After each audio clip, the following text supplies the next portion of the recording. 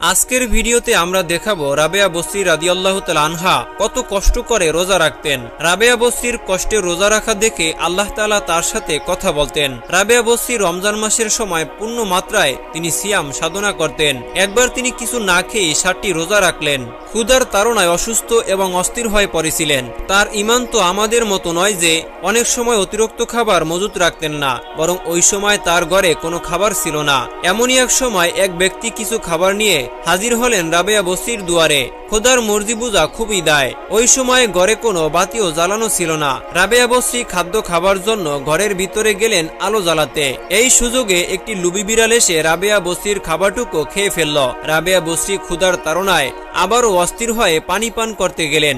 ঘরের কোণে যখন পানির পাত্রের কাছে গেলেন, আল্লাহর মর্জিতে দেখা গেল পানির পাত্রেও পানি পেল না। ক্ষুধার্ত রাবেয়া বসরি অদূরে কূপ থেকে পানি আনতে গেলেন অন্ধকারের মধ্যে। শারীরিক দুর্বল রাবেয়া আছাড় খেয়ে পড়ে গেলেন। তার পা কেটে গেল। শুধু তাই নয়, হাতও ভেঙে গেল। এবারে তিনি স্থির হতে না পেরে জায়নামাজ বিছিয়ে নামাজে দাঁড়িয়ে গেলেন। নামাজ শেষে 2 হাত তুলে রব্বুল আলামিনের দরবারে ফরিয়াদ জানালেন, রব্বুল আলামিন, তুমি আমার সাথে একই ব্যবহার শুরু করে দিলে। তুমি কি আমাকে তোমার রহমত নাজ নিয়ামত থেকে বঞ্চিত করতে চাও? আমি যে এভাবে তোমার ইবাদত করতে পারছি না, তুমি আমার কি পরীক্ষা নিচ্ছ? আমাকে বেশি বেশি রোজা রাখার ক্ষমতা দাও। ইয়া রব্বুল আলামিন, তুমি তোমার সবকিছু থেকে এ রাবেয়াকে বঞ্চিত করো, আমার আপত্তি নেই, কিন্তু তোমার ভালোবাসার ছোঁয়া থেকে দূরে সরিয়ে দিও না। চোখের পানিতে তার বুক ভেসে গেল। এবারে রাবেয়ার মুনাজাতের নিস্তব্ধতা ভেঙে কে যেন বললেন, হে রাবেয়া, যদি তুমি নশ্বর পৃথিবীর সুখ শান্তি আরাম আয়েশ চাও, আমি তাই দিব, কিন্তু তোমার অন্তরের মণিকোঠা থেকে আমার ভালোবাসা মুছে ফেলতে হবে। রাবেয়া বসরি রাদিয়াল্লাহু তাআলা আনহা সিয়াম সাধনার এবং অনাহারের সমস্ত কষ্ট ভুলে গিয়ে তিনি মনে মনে প্রশান্তি পেলেন। রাবেয়া মুনাজাতের মধ্যে বললেন, রব্বুল আলামিন, তোমারে বান্দি দুনিয়ার কিছুই চায় না, চাই শুধু তোমার ভালোবাসা আর তোমার দিদার। মাওলারে, আমি যেন দুনিয়ার সমস্ত কিছু ভুলে গিয়ে তোমার প্রেমের সাগরে ঝাঁপ দিয়ে তোমার মধ্যে একাকার হয়ে যেতে পারি। তোমারে রাবেয়াকে সেই তৌফিক দান করো। তোমার ইবাদত করে যেন সারা জীবন আমি থাকতে পারি। পূর্বের চেয়ে সিয়াম সাধনার পরিমাণটা আরো বাড়িয়ে দিলেন। যখনই সুযোগ পেতেন তখনই নিয়ত করে সিয়াম সাধনা শুরু করে দিতেন। একদিন এক লোক এসে রাবেয়াকে জিজ্ঞাসা করলেন যে আপনি শয়তানকে কিভাবে ঘৃণা করেন? রাবেয়ার জবাব শুনে অবাক হতে হয়। তিনি বললেন, কারো সম্পর্কে কোনো কিছু না জেনে ঘৃণা করা বা কোনো মন্তব্য করা উচিত মনে করি না।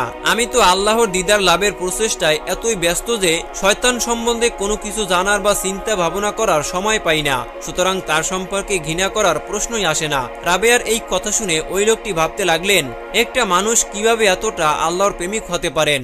রাসূল আকরাম সাল্লাল্লাহু আলাইহি ওয়াসাল্লাম বলেছেন, রোজা হচ্ছে মুমিনদের ঢাল স্বরূপ। সত্যি সত্যি রাবেয়ার সিয়াম সাধনা তার কাছে ঢাল স্বরূপ ছিল। কোনো অপরাধ ঢাল ভেদ করে তাকে স্পর্শ করতে পারেনি। একদিন হযরত রাবেয়া বসরি রাদিয়াল্লাহু তাআলা আনহা তার সাথীদের নিয়ে কোথাও যেন যাচ্ছিলেন। পথিমধ্যে একটি গভীর জঙ্গলের পাশে রাবেয়ার গাধাটি অসুস্থ হয়ে পড়ল। এমন অসুস্থ হয়েছিল যে সবাই ধারণা করেছিলেন গাধাটি মারা গেছে। এতে দলের লোকেরা অনেকেই প্রস্তাব দিল যে, রাবেয়া, তুমি আমার সাথে আসো। তিনি বললেন, আমি যাত্রা শুরু করার সময় তোমার উপরে ভরসা করে নামিনি, আমি একমাত্র সৃষ্টিকর্তার উপরেই ভরসা করে নেমেছি। অতএব আমি তোমার কোনো সাহায্য গ্রহণ করব না। তোমরা তোমাদের আপন আপন শক্তিতে আপন গতিতে চলতে থাকো। যার উপর ভরসা করে পথে নেমেছি তার পক্ষ থেকে কোনো সাহায্য না আসা পর্যন্ত আমি এখানেই থাকব। নিশ্চয়ই আমার আল্লাহ পাক রব্বুল আলামিন আমার জন্য কোনো না কোনো ব্যবস্থা অবশ্যই করে দিবেন ইনশাআল্লাহ। তাই আপনারা আমার জন্য চিন্তা করবেন না, আপনারা চলে যান। রাবেয়া বসরি রাদিয়াল্লাহু তাআলা আনহার এই কথা শুনে সবাই চলে গেল, আর তিনি একাকী সেখানেই রয়ে গেলেন। 2 রাকাত নামাজ আদায় করে খোদার শাহী দরবারে হাত তুলে ফরিয়াদ করতে লাগলেন। বললেন, ওগো আমার দয়াময় প্রভু, তোমার দয়ার শেষ নেই, কিন্তু একটি দরিদ্র দুর্বল অসহায় অবলা নারীর প্রতি একই তোমার দয়া। তোমার উপর ভরসা করে সাথীদের সাথে পথে নামলাম, আর তুমি আমাকে এখানে